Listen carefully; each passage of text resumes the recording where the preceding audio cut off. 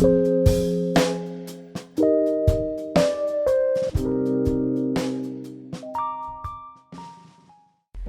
my name is Lindsey Maestri. I'm the Executive Director here at LHUCA, which is where you're at today. I'm here in our main gallery space, and we're going to take a tour of all 4 gallery spaces that we have here in our main building. This is a brand new show that just went up. It's called From Texas, About Texas. It includes several artists from Texas that make work largely about Texas, just as the title says. We're doing virtual tours today, obviously, because we will be closed for First Friday Art Trail, which would be the opening of these exhibitions. So we wanted to really feature the artist and highlight them in a virtual way so that their work could still get out there and could be shown. In this exhibition, we have several pieces from each artist. We have Woodrow Blagg does these large black and whites. There's one on this end of the wall and then 2 towards the other end.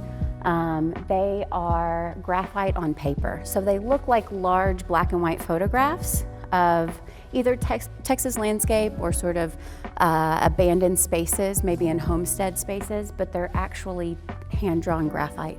And he's from the Dallas area. And then another artist from the Dallas area, Linda Blackburn. She paints these scenes that really look like old Hollywood kind of version of Texas, these westerns. It almost feels like you're looking at a movie still sometimes when you're looking at her work.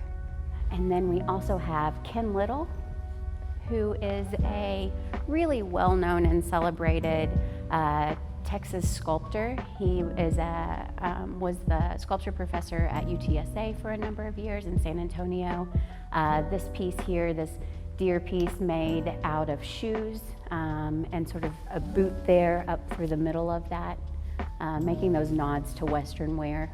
We have some more work by Linda Blackburn. Again, just looks like a still directly out of a movie, out of kind of old Hollywood nods to the Western or ideas of the West. And then some more of the Woodrow Blagg's work. Again, sort of that abandoned homestead space. We almost think we're in an old abandoned building or something in sort of this isolated space. But graphite on paper. Again, looks just like a black and white photograph, but it's graphite on paper. On this wall, on the other side, we have some work from Chad Plunkett, who is the executive director of the Charles Adams Studio Project, sort of our neighboring organization that's on 3 sides of us here at LHUCA. This whole show was supposed to be a part of the Texas Painting Symposium, which Texas Tech University was putting on, and the School of Art. But the symposium got canceled, but we were still so glad to be able to put up the exhibitions. So this one kind of plays with the idea of line. Chad's work plays with line and drawing kind of in an interesting way for a 3-dimensional artist to be looking at 2-dimensional things and working with line. So that's how he got included in this, primarily painting or drawing exhibition. We also have B.C. Gilbert, who's a former Lubbockite, but now is in Wichita Falls. These are prairie flowers. So these bright poppy sort of abstracted ideas of the prairie. We also have John Fleming, who paints sort of, they always feel like rural life or small town Texas in a way. Again, kind of that nod to old ideas of Texas. And then some more of John Fleming's work, again, those nods to spaces in Texas, that kind of rural landscape or that, that small town that you may come through that has that beautiful little downtown, but kind of looking at that vintage feel of it. A beach, in Texas we have not only the desert, but we also have beaches. And then probably my favorite piece in this show is kind of a nod to old Austin. You see Sam's Barbecue, this kind of restaurant that's been all sort of pieced together as you think of like an old barbecue place would be. And the line again plays really nicely with Chad's work, kind of that play and that line back and forth. And again in B.C. Gilbert's flowers here. And then also some more pieces by Chad Plunkett. Kind of, you get that adobe feel, you get a structure of some sort forming out of those. And then I also really like that the material he's using feels like a fence material. It feels like something that would belong on a ranch. But he's used it to construct these sort of loosely architectural sculptures that hang on the wall. So we can go look at another exhibition that's new for us if we want to. So in our studio gallery here, we also have another new show for us. It's called Town and Country. It's a juried exhibition, so it's actually a national juried exhibition, but the artists that applied were asked to either be from Texas or have a strong connection to Texas. So you grew up in Texas, you had some sort of connection in some way, or you went to school here. So that's kind of the thing that holds that together a little bit. But again, this exhibition was put together as a part of that Texas Painting Symposium through TTU. And so the juror, Chad Dawkins, was really looking at work that expands the idea of what painting can be or what painting is. So in this exhibition, you see things that are more traditional painting, and then you also see things that are very loosely painting. And the entire symposium was meant to explore that topic of what painting is and what painting can be. So town and country, again, kind of thinking about those two concepts of Texas. We've got, the major cities that we think about in Texas, and then also the country version of Texas. If you live here or you've been here or from here, you know that there are those kind of two separate spaces that exist in this state, and both are very prominent. So you've got a piece here that kind of makes a nod to that big sky of Texas. And all of that blue. You've got work from artists across Texas and then some that are out of state as well that do again have that tie to Texas.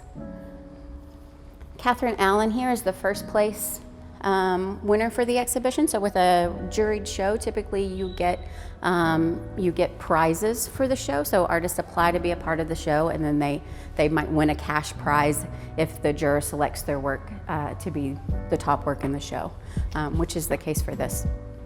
Just a real variety of work throughout the show. You'll see different formats. John Chen here is a Lubbock artist.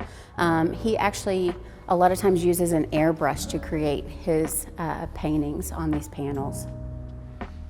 Adam Farkas, a fiber piece here. They don't speak for us, so you kind of see this cowboy fabric. There are a number of things, that this message may be saying to the viewer, but you can kind of infer from maybe that it's that the idea, that classic idea of Texas or maybe of painting isn't what all of us are about. We can also see some nods maybe to gender identities or other things that the artist is thinking about personally as they think about this idea of not one speaking for everyone. Kind of a more classically abstract piece. And then we get into pieces that are digitally done. So digital painting is really growing, is a growing genre of painting, and this is a digital painting by Emily Potts.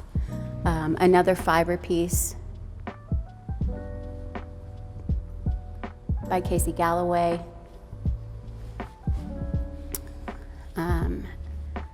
Again, a large crocheted piece that really talks about painting by Jane Smith. It's, it is a painting. It has painting on it, right? It's been painted, but it's a large crocheted piece.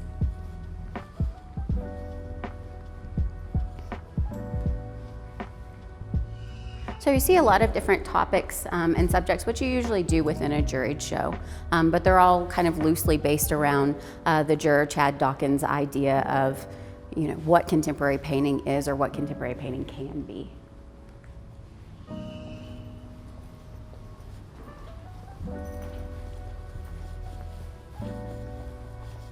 This is an exhibition by Bree Lamb and Rebecca Drolan. It's called Something Familiar. And the interesting thing is that it's two separate bodies of work, but they have that overlap in the fact that what they're talking about is recontextualizing something familiar. So for Brie Lamb, she's recontextualizing everyday objects, domestic objects. So she takes these objects and takes them out of the space we would typically see them in. So we might see something like a handheld mirror, but the background is completely void. It's just a color. So it really makes us think about that object in a different way and think about domestic objects and how we use them and consume them. And then Rebecca Dolan, again, something familiar, the female body is what she talks about, but instead of this idea of taking hair away or taking teeth away, always taking things away from the female body to make it smaller and more vulnerable, she adds things to the female body. So she's always adding hair into her photographs, or she's adding, in some instances, you'll see that she adds maybe balloons under the skin using a pantyhose to make the female body feel bigger and more abundant.